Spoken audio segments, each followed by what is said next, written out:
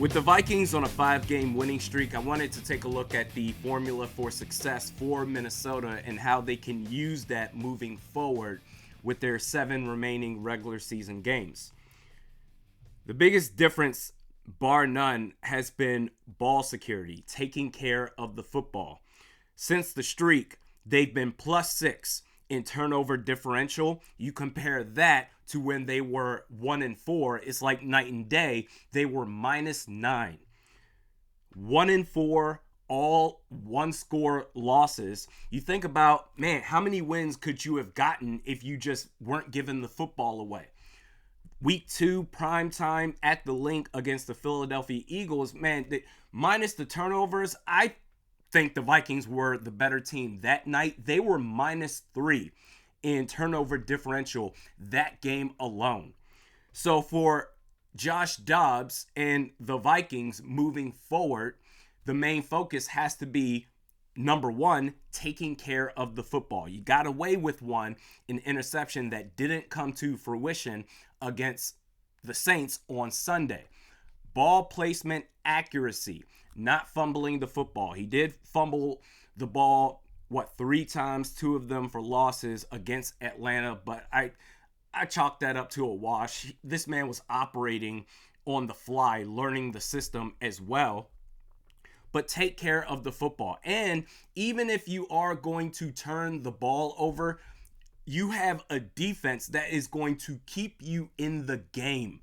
You think about the star level of play that you've had on the defensive side of the ball, outside of Danielle Hunter, because this man's been blessed with God-given talent. It doesn't matter the scheme, 3-4, 4-3, who the defensive coordinator is. Danielle Hunter is Danielle Hunter.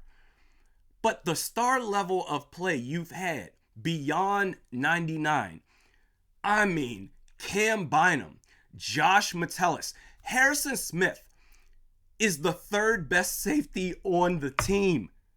That's wild. That is a crazy concept to just go ahead and accept as a Vikings fan. Jordan Hicks, before he got hurt, with so-so, and I think that's putting it generously, so-so cornerback play, a suspect defensive line. That's the Brian Flores effect. This man has the defense giving the team as a whole a chance to win every single game. And you look at during this streak, they've had defensively 3 game-ending stops, 2 interceptions, and 1 just dominant performance against the Green Bay Packers. And the only game where you needed the offense to save the day was the first game of Josh Dobbs against Atlanta, where you needed that comeback touchdown. You got it to Brandon Powell. The defense has been absolutely dominant. Brian Flores, man, I don't know if this dude is going to last as a DC. I think he's going to get a head coaching job somewhere else. How could he not? He did pass on the Arizona head coaching job. Jonathan Gannon got that. But there's going to be more opportunities available, more attractive opportunities available for him at the end of this season. So I hope whoever else is there, all the understudies under Brian Flores' defensive staff, that they're taking notes to, all right, we're just going to carry on where he left off. This man has been amazing. And staying on defense, Anthony Barr, they brought him in, and there's been a fascination with him from the very beginning, even going back to his first time with the Vikings, as far as if you just let him rush the passer, get after it, he is going to absolutely wreak havoc.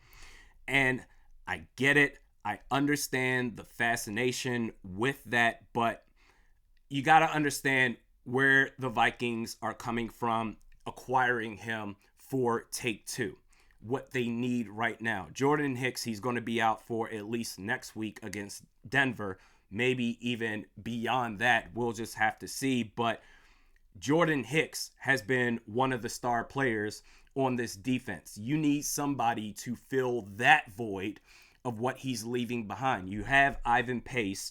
You have Troy Dye. You have Nick Vigil. Brian Asamoah, I swore I saw him play against the Saints with that sack on Danielle Hunter. I saw another player at the bottom of the quarterback, number 3 at the end. I thought it was Brian Asamoah. Apparently it wasn't, but Brian Asamoah has missed 3 straight games dealing with an ankle injury.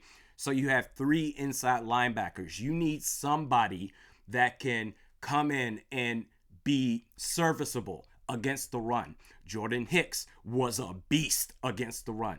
Anthony Barr is pretty good. When he's on, he's pretty good against the run. Playing somewhat in coverage, not that far back, okay, fine. But first and second downs, I think Anthony Barr can do a decent job for this defense. As far as the idea of him rushing the passer, just let him loose. Listen, man, a 4-3 outside linebacker is a 3-4 inside linebacker. A 3-4 outside linebacker is a 4-3 defensive end. Anthony Barr, his entire career, even especially during his prime, the moments where he is allowed to rush the passer, whenever he has to engage with offensive linemen, he gets locked up.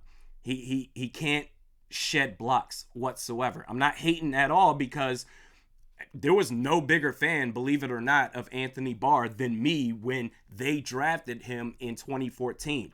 I wanted Khalil Mack, but I'm like, all right, I'll take Anthony Barr. This dude's a beast. After his rookie year, oh my God, I thought this dude was going to be the second coming of Derek Brooks. I thought he was going to be one of the greatest Vikings of all time.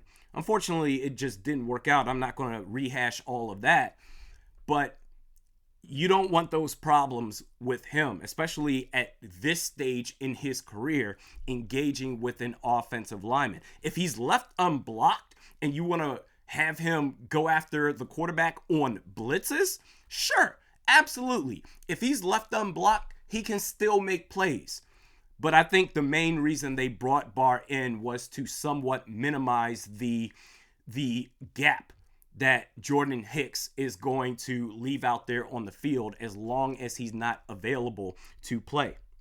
But continue to win the turnover battle. You have a somewhat manageable schedule the rest of the way. I would normally say you're going up against Russell Wilson, so that should be easy. But Russell he's had a pretty good season so far. Big win against Buffalo last night. You're going up against Joe Burrow, 2 games against Jared Goff. So those won't be easy, but the other 3 games, you should be good.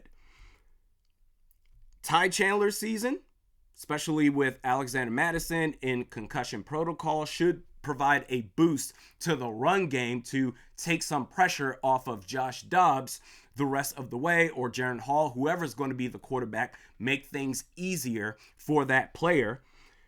You're going to get Justin Jefferson back soon. KOC, he has these players locked in. The play calling, it's been inconsistent. There are some moments where, oh my God, he's putting on a master class, and there's others where it's just, all right, bro, you're being super conservative for no reason. But he has the players locked in to what he's selling. These players are amped up. You think about Nick Sirianni over in Philadelphia. He's an offensive guy. He's not calling plays. Before, it was Shane Steichen, the offensive coordinator, calling the plays. He's over in Indianapolis now as the head coach. Now they've got a new OC, Brian Johnson, calling plays. Nick Sirianni is the guy that's just the guiding light for Philadelphia. And you consider the frat boy attitude that he has, he fits Philadelphia perfectly. That you see the energy that they play with every single game, that's a credit in part to Nick Sirianni. I think Kevin O'Connell has that same effect in Minnesota. And he fits Minnesota perfectly. Just the nice, positive, optimistic approach. Hey guys, everything's going to be okay. Believe in yourselves. That's the Minnesota culture that Kevin O'Connell is emulating in that locker room. I would say I think he's better off focusing on the team as a whole, eventually having someone else call the plays. But Kevin O'Connell being the overseer of the team, it's a big reason why they've been able to win 5 games in a row without Justin Jefferson. The offensive line, Dalton Reisner, this man has been crushing it. They're providing very good pass protection for their quarterback. Run blocking could use some work, but I'm okay with it. I would say that the way the Vikings are playing right now, consider the rest of their schedule, and you look at the landscape of the NFC as a whole, I think they're going to, worst case, they're going to be a playoff team. Now, how far they can go beyond that, I have no idea. I'm just going to sit back and enjoy the ride. But it's been very impressive. They should make the playoffs. If anything, I think they can go back and forth as far as whether it's the 7th seed or the 6th seed. But moving forward, they're going to be a damn good team.